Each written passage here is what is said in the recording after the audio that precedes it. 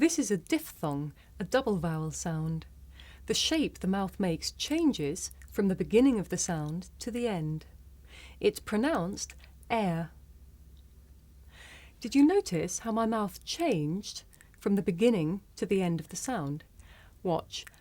Air. Now you try. Air. Air. Now here are some words that have the air sound. Square. Fair.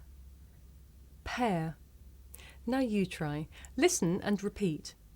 Square. Fair. Pear.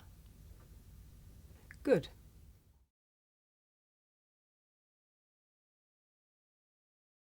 Some learners may find it difficult to tell the difference between this sound, air, and another sound, the short vowel, a.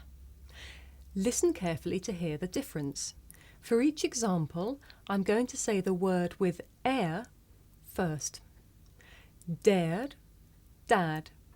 Glared, glad. Mary, marry. Now you try. Listen again and repeat after me. Dared. Dad. Glared. Glad. Mary. Marry. Good. Please consider subscribing. Thanks.